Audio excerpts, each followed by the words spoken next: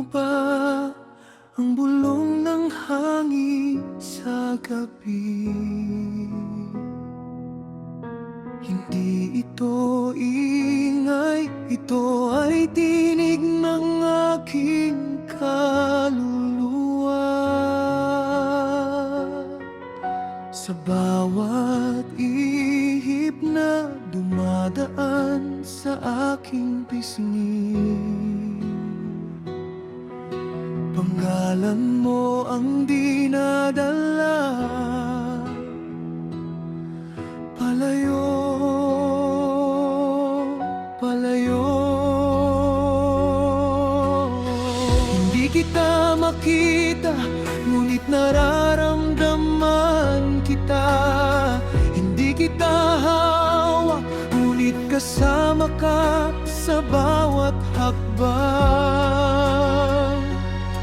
Ang distansya ay walang halaga, dahil ang kaluluwa ay hindi nakakulong sa laman, hindi nakakulong sa panahon.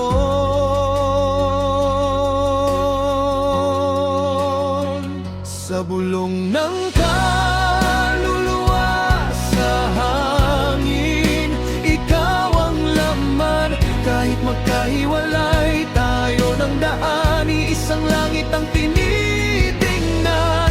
Ang pag-ibig ko'y hindi namamatay, kahit wala ka na. Nabubuhay ito sa bawat bulong ng hangin.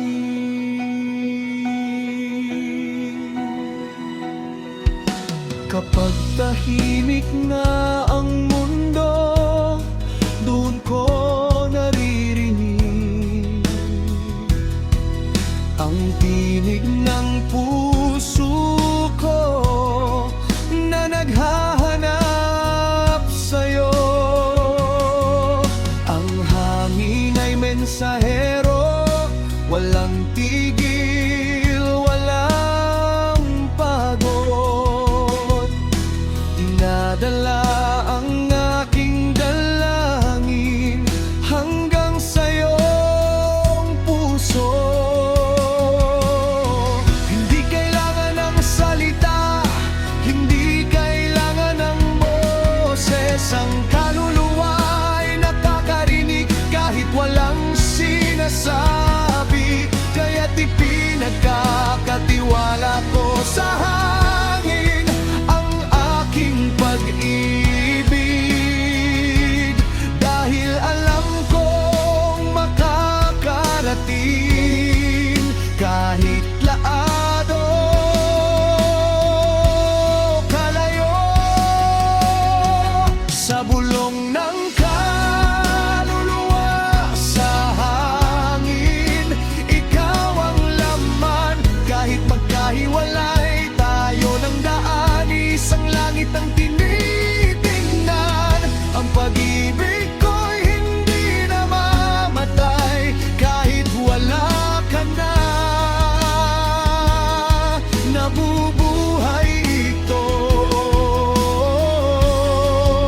sa bawat bulong ng hangin.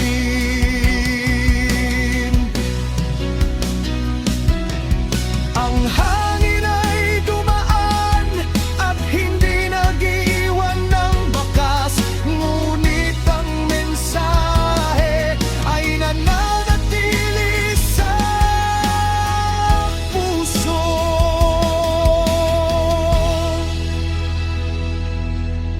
Hindi nakikita ng mata, ngunit nararamdaman ng lahat. Ito ang pag-ibig, walang hugis, walang hanggan, walang hanggan.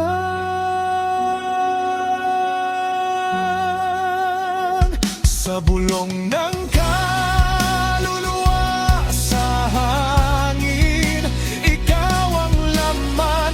Kahit magkahiwalay tayo ng daan, isang langit ang tinitingnan. Ang pag-ibig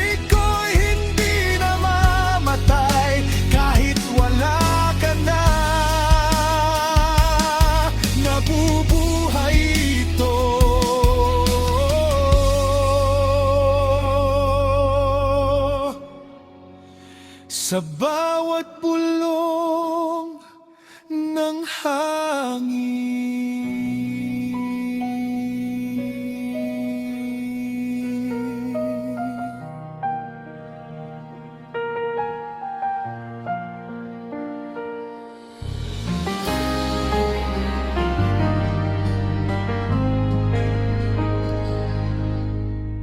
Ako ang awit na walang pangalan,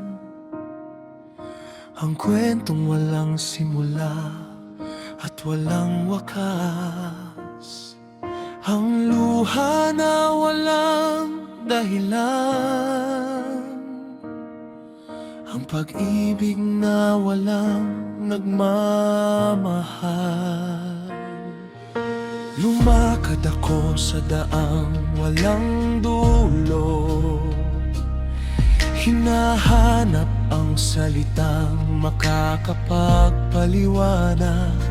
Ngunit ang lahat ng salita ay kulang, ang lahat ng awit ay hindi sapat. Walang pangalan, walang mukha, walang nakakakilala, walang nakakaintindi. Ngunit may boses ang aking puso at patuloy itong aawit kahit walang makarinig. Ito ang awit ng walang pangalan, walang may-ari, walang tahanan, lumilipad sa hangin, umaawit sa dilim. Walang makakarinig, walang makakakita, ngunit patuloy na awit hanggang sa may makarinig.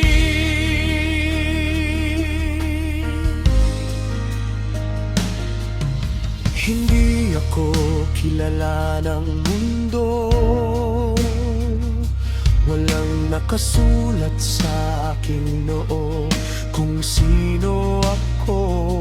Ngunit sa loob ng puso ko, alam ko na may dahilan ako kahit hindi ko pa alam kung ano. Ang bawat hakbang ay pagtuklas, ang bawat awit ay paghahanap. Hindi ko kailangan ng pangalan para maging totoo. Sapat na ang ako at ang awit na ito. Walang pangalan,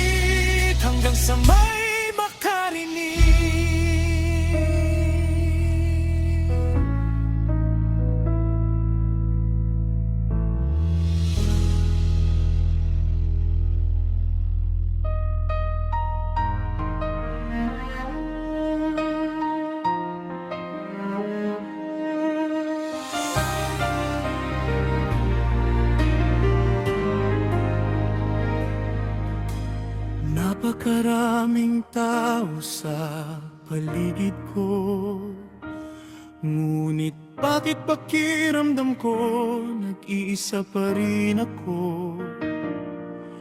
Libo-libong mukhang nakikita ko araw-araw, ngunit walang kahit isa na nakakakilala sa akin. Nakatingin ako sa mga bituin, sila ay malayo rin, tulad ng pag-ibig na hinahanap ko ngunit hindi nakikita. Ang puso ko'y naghihintay, naghihintay saan?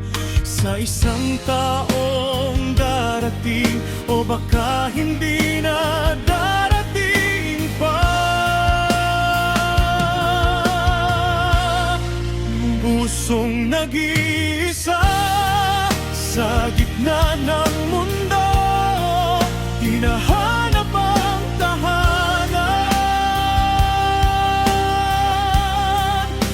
Sa bawat pagliko, pag-asa'y nabubuo, pagkatapos ay nababasag.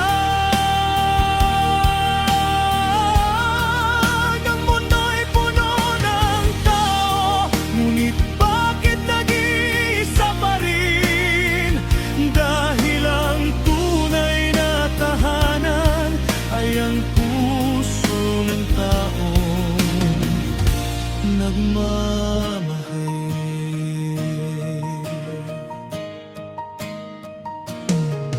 Tinangka kong makisama, tinangka kong maging masaya, ngunit sa dulo ng lahat, nag-iisa pa rin ako. Ang tawanan ay panandalian, ang usapan ay lumilipas, ngunit ang pag-iisa nananatili, hindi nawawala. Hindi dahil walang kaibigan, hindi dahil walang pamilya, hindi dahil may puwang sa puso, walang makapuno. Tanging ang tunay na pag-ibig ang makakapuno nito. Til pusong nag-iisa sa gitna ng mundo, hinahanap ang tahanan.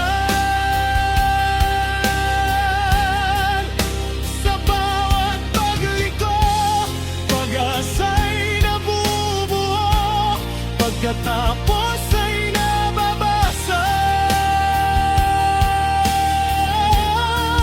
Ang mundo'y puno ng tao, ngunit bakit nag-iisa pa rin? Dahil ang tunay na tahanan ay ang puso ng taong nagmamahal.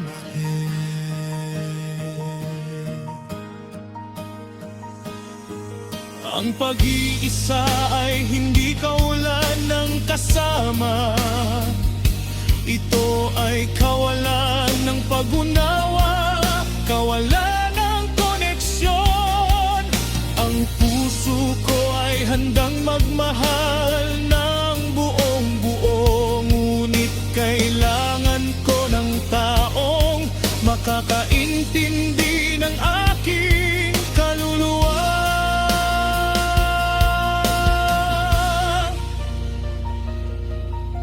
Hindi ko kailangan ng marami,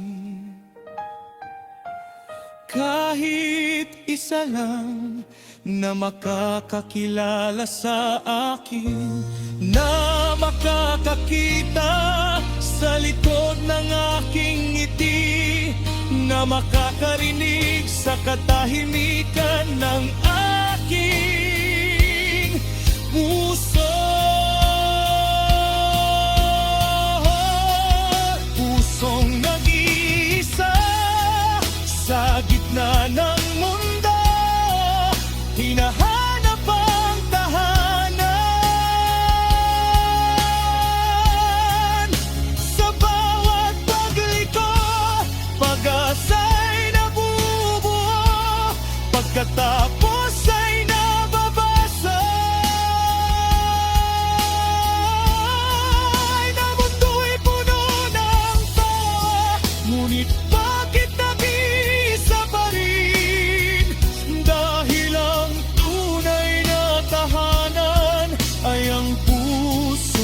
taong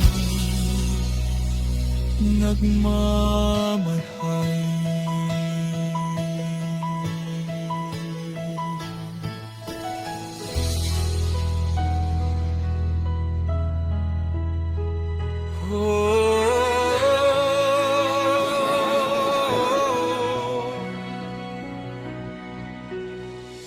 Sa isang kamay, hawak ko ang luha. Sa kabila, hawak ko ang pag-ibig. Alin ang pipiliin, alin ang iiwan? Parehong mahalaga, parehong nakamamatay. Kung iiwan ko ang luha, walang katotohanan. Kung iiwan ko ang pag-ibig, walang dahilan mabuhay. Kaya't magkasama silang dala sa bawat hakbang, luha at pag-ibig. Magkasama. Ang pag-ibig ay nagbibigay ng liwanag, ngunit minsan ito rin ang nagdudulot ng dilim. Ang luha ay naghuhugas ng sakit, ngunit hindi nito kayang burahin ang pangalan mo sa puso ko. Sa pagitan ng luha at pag-ibig, nakatayo ako, hindi makausan, hindi makatalikod. Ang pag-ibig ay nagbibigay buhay, ngunit nagbibigay sakit. Ang luha ay nagpapagaling, ngunit nagpapaalala ng pagkawala. Sa pagitan ng luha at pag-ibig, ikaw pa rin ang dahilan.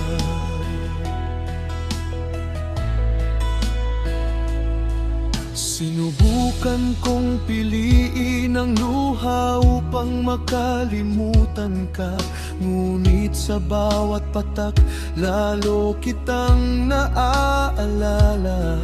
Sinubukan kong piliin ang pag-ibig upang manatili ka, ngunit sa bawat yakap, lalo lang akong nasasaktan. Walang tamang sagot, walang tamang desisyon, dahil ang puso ay hindi sumusunod sa isip. Kaya't mananatili ako sa gitna ng dalawa, sa pagitan ng pagpapanatili at pagpapalaya.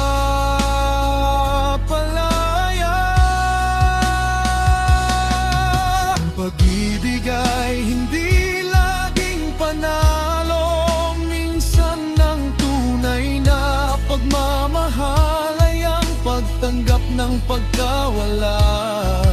Ang luha ay hindi kahinaan,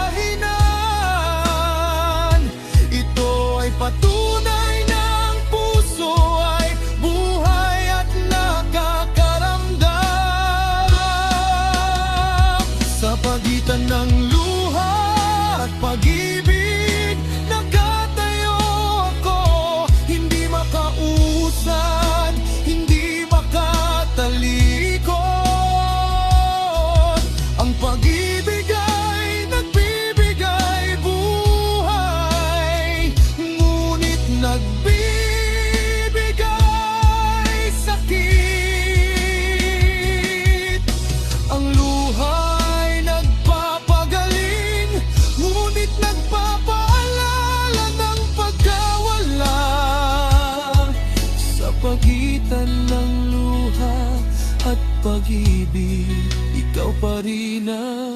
dalira. Sa huli, hindi ko kailangang pumili, dahil ang luha at pag-ibig ay isa. Ang luha ay pag-ibig na nasasaktan. Ang pag-ibig ay luha na umaasa. Kaya tatanggapin ko ang parehong bigat. Dala ko ang luha at dala ko ang pag-ibig. Sa bawat hakbang, magkasama tayo. Sa puso ko mananatili ka, magpakailanman.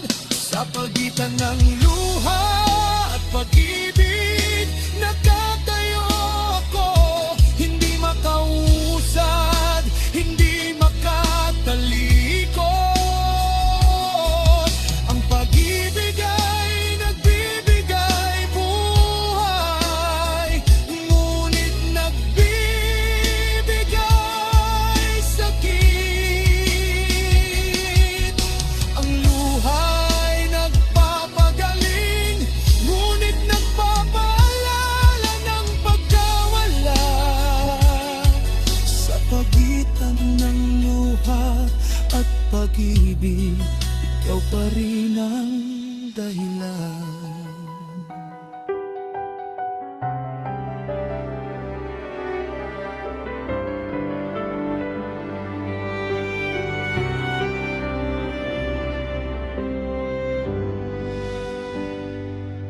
May mga sugat na hindi nakikita ng mata, ngunit mas masakit pa kaysa sa hiwa ng patalim. May mga luha na hindi bumabagsak, ngunit bumabaha sa loob ng dibdib. Sinubukan kong maging matatag, sinubukan kong ngumiti kahit nasasaktan. Ngunit sa gabi, kapag tahimik ng lahat, doon lumalabas ang tunay na pagdurusa. Walang nakakakita, kaya walang nakakaintindi. Walang nakakaramdam, kaya walang makakaunawang sakit na walang pangalan, ang kirot na walang boses, dahan-dahang pinapatay ang pusong gustong mabuhay. Ngunit maghihilom din, maghihilom din ang lahat. Sinasabi nila magiging maayos ka rin, ngunit hindi nila alam kung gaano kalalim ang sugat. Hindi to kayang tapalan ng benda, kailangan ng panahon at pag-unawa. Ang paghilom ay hindi mabilis na hakbang, ito ay paglalakbay, isa-isang hakbang. Hindi ko kailangang magmadali, hindi kailangang magpanggap. Tanggapin ko ang sakit upang ito ay maghilom. Walang nakakakita, ngunit nakikita ng Diyos. Walang nakakaintindi,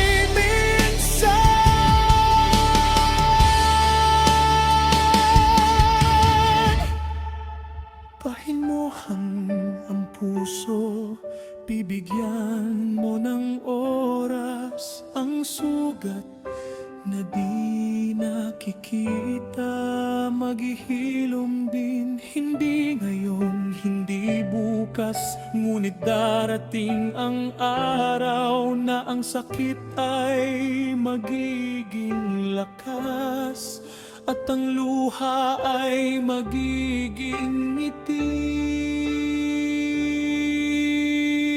Sugat ang di nakikita, di na